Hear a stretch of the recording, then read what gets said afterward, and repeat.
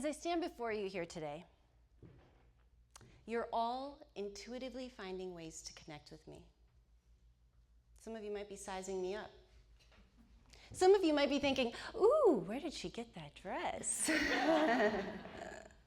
Today I'm going to talk to you about how to make more heart-centered connections in any given moment. So just think about it right now. How are you relating to me? Eye tracking research tells us that women, they're probably looking at my shoes. Maybe you're looking at me and we're both female and we have that in common. Maybe you're looking at me and we're both Asian and we share that connection. I wonder if you would have connected with me the same way yesterday. I was at the gym, my hair is all sweaty, my raggedy clothes. I definitely wasn't wearing these boots, that's for sure. You know, in every given moment, you are choosing to create connection, whether it's through judgment or curiosity or prejudice or some other reason. Let's do a little experiment. How many people in here, you're responsible for getting the groceries in your home? Raise your hand. Okay, most of us, so think about that. The last time you went to the grocery store, you go through line. Are you the type of person who makes small talk? Hey, it's a beautiful day today. Maybe you're even chatting with the person behind you. Great sale on watermelon, right? Or are you that other person? Maybe you do your best to not engage. Head down, right? You go through, no small talk. Perhaps you even go to the self-checkout to avoid connection altogether. And if that's you, then perhaps on Facebook, you do the same thing, avoiding that connection, that engagement. In every moment, we are choosing to create connection at some level or at no level at all.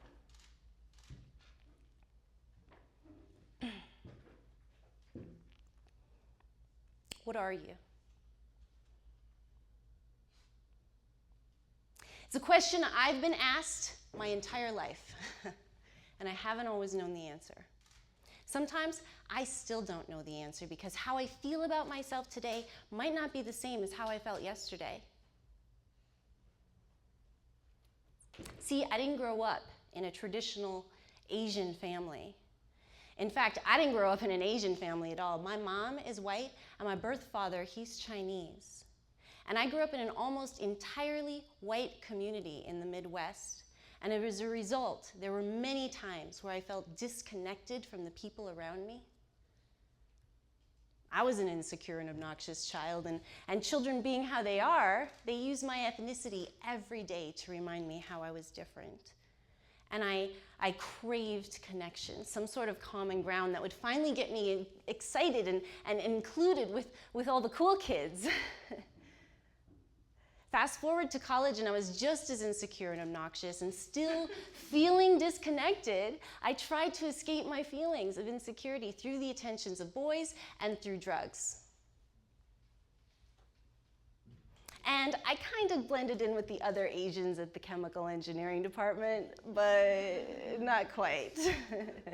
They were always trying to get me to come over and cook egg rolls or teach me Mandarin because they thought it was a very important part of my culture. I didn't have the heart to tell them that my culture prefers pork pasties over pork dumplings and flannel over silk. And the other students in the chemical engineering department, they wanted to connect with me, but I rejected their efforts because of my own preconceived judgments. Remember, we're talking about my journey in learning how to make more heart-centered connections with the people around me. In college, I worked in this department store. So there I was one day, just minding my own business, folding shirts in the men's department, folding shirts, and suddenly I heard, "Excuse me, what are you?" I turned and, I'll never forget the look on her face. Confusion. This woman, she couldn't have been more than 5 feet tall. She weighed about 90 pounds. I'm just a sales associate. I was in college. I figured she was from the corporate office here to check up on me. No. What's your heritage? Where are you from? Oh, I'm a local, a Youper. It comes from the Upper Peninsula of Michigan. Youper. It's me.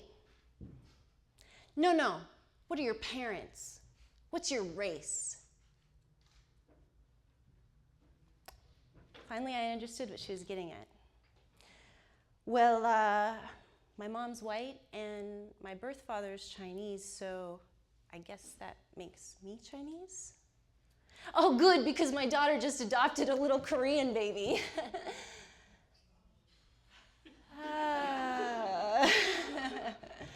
I didn't know how to respond. Congratulations? Did she think all us Asians knew each other?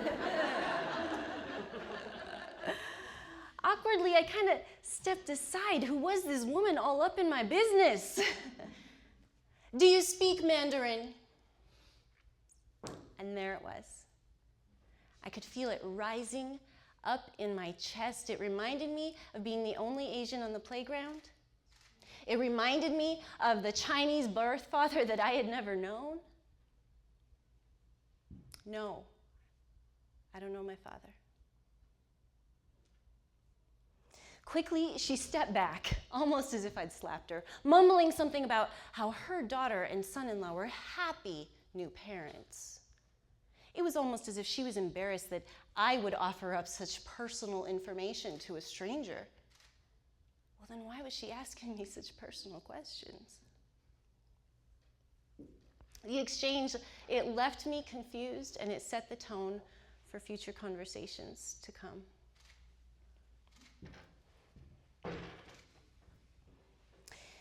You know, I believe that most people are fantastic, that we all have something to offer. And even when it's a nosy woman who just wants to brag about her new Korean grandbaby, or even when it's the chemical engineering students who want me to come over on a Friday night to teach me how to cook egg rolls, how do you choose the people you allow to support you?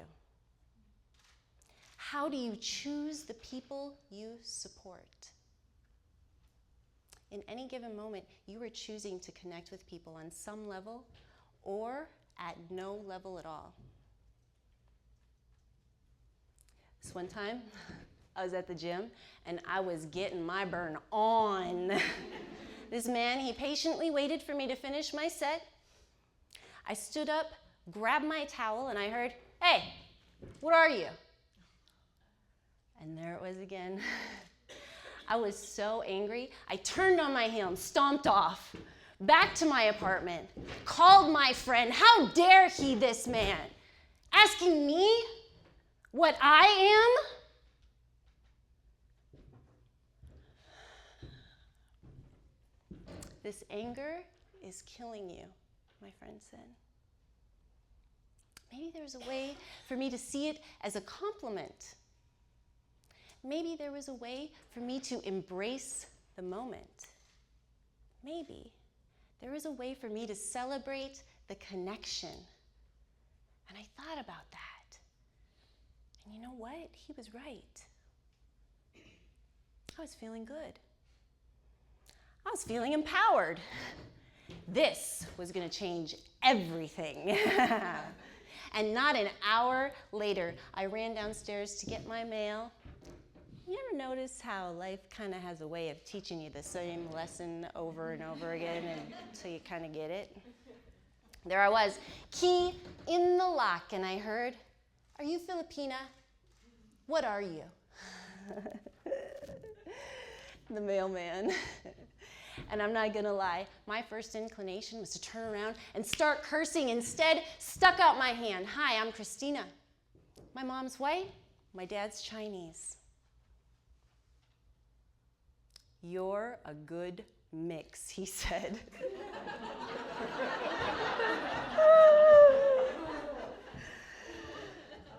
And I almost burst out laughing, but I didn't. I looked at him, this man, with grace and smiled. "Thank you." And then he went on. "You're a very pretty girl," he said. "You remind me of my daughter, and she's half Filipina. And she lives in Chicago with her mother." there it was. The golden thread. Connection. A shared moment of vulnerability between two strangers. This man was willing to connect with me in that moment because I reminded him of his own daughter. Just like the time that I dyed my hair purple, and another girl with purple hair, she accosted me in the parking lot. "Oh my God, I love your hair," she squealed. "We're twins." Just like the time that I wore my favorite Fish shirt, and another fan came up to me to ask whether I thought their new stuff was as good as their old.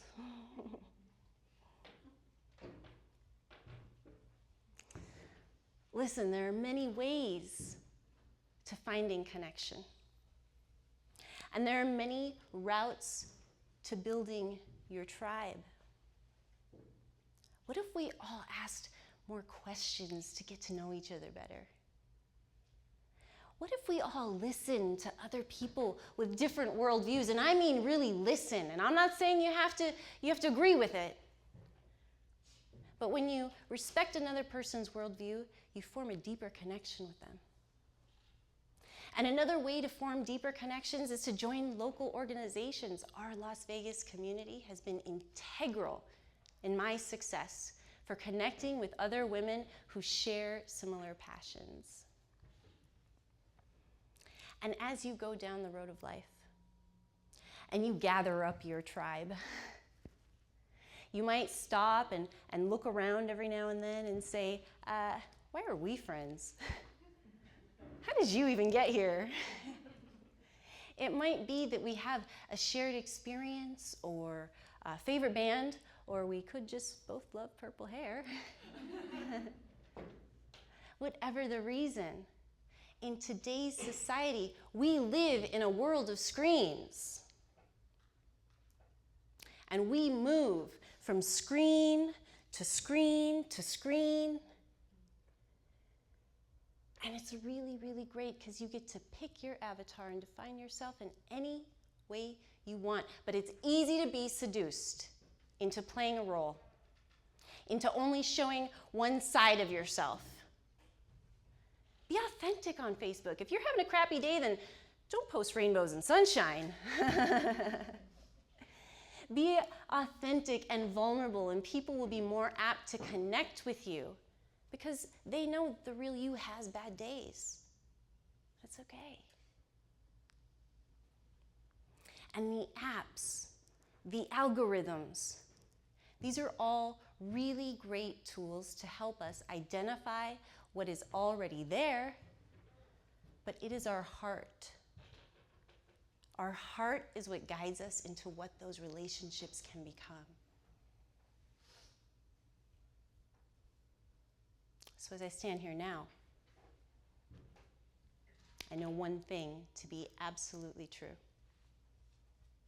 All of the failures, the losses, the loves, friendships, the attributes, the features, they are all a part of my story.